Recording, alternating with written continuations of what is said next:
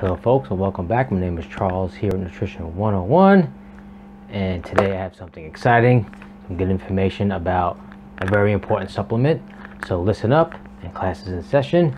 Today we're going to talk about branched chain amino acids, or better known as BCAAs, or better known as amino acids, plainly, just to simply put it, right? So there are 20 basic amino acids. There are essential and non-essential, right? So the non-essential, our body can produce on its own naturally. The essential, we cannot. We have to get through an outside source, which we say here, right? So that basically is going to mean animal-based foods. So you can get that through meat and eggs and milk and cheese, dairy, things like that, right? So plant-based protein generally will not have amino acids. So when you buy a supplement, you're going to have to buy a protein supplement, a plant-based. You're going to have to buy amino acids with that, so protein can do what it needs to do, right?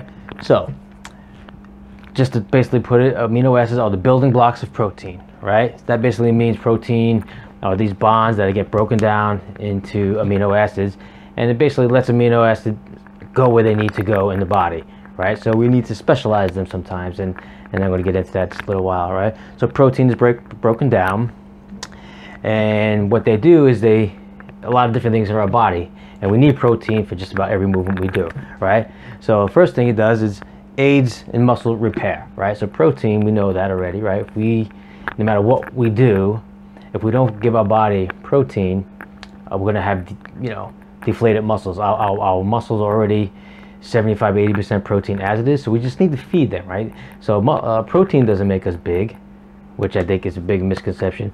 Calories does, so just keep that in mind. So we want to get the protein just to give feed our muscles and give it what it needs to stay healthy, strong, and tight, and not deflated, right? So basically what amino acids does, it helps with muscle repair. We work out, even we can break down muscle tissue, and we need to repair it quick. We take protein, and which turns into amino acids, and then that lets amino acids do its job, right? It prevents muscle breakdown. So let's just say we go a long time without protein, we might start to degenerate our muscles, right? So it's a catabolic state. We don't want that, right? We want to be in an anabolic state, which is building muscle, right? Amino acids basically bridge the gap between protein meals. Okay, let's just say, for example, now we have a good protein breakfast like eggs and some spinach, and we have a protein shake, for example, right? And then we're not going to have our next protein meal until like lunch, like late lunch, maybe 1 o'clock.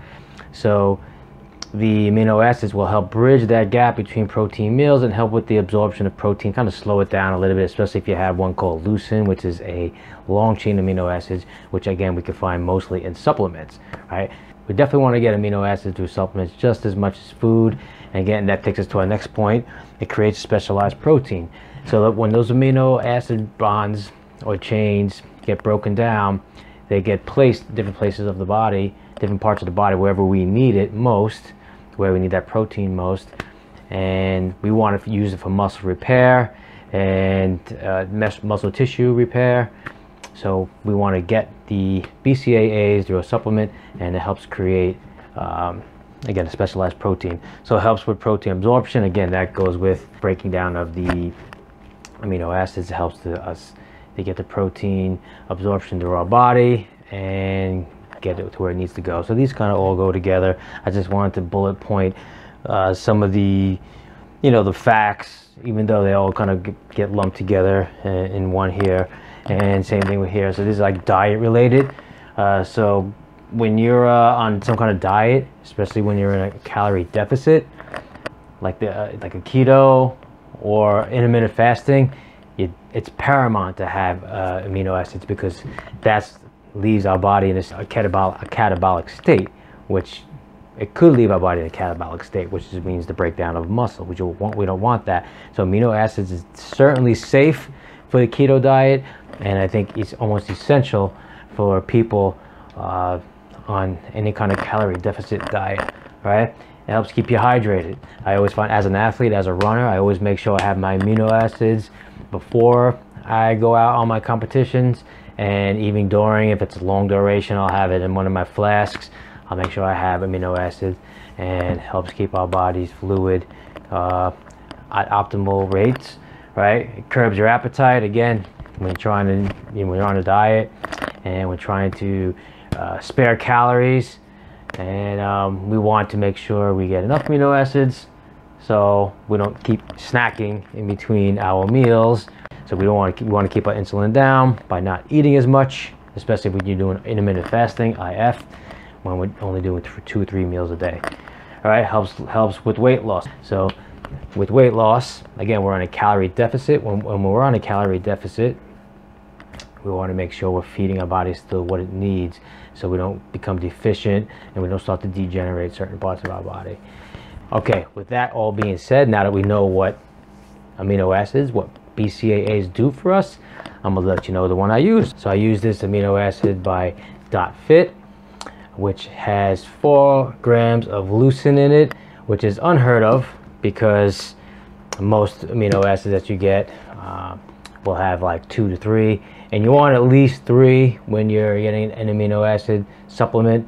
This happens to have 4, so I love it. It gives a nice big tub, and also has this stamp, this NSF stamp, right? When we see that, we know that this company has spent about 80 grand to get that stamp, because supplements are not regulated in this country.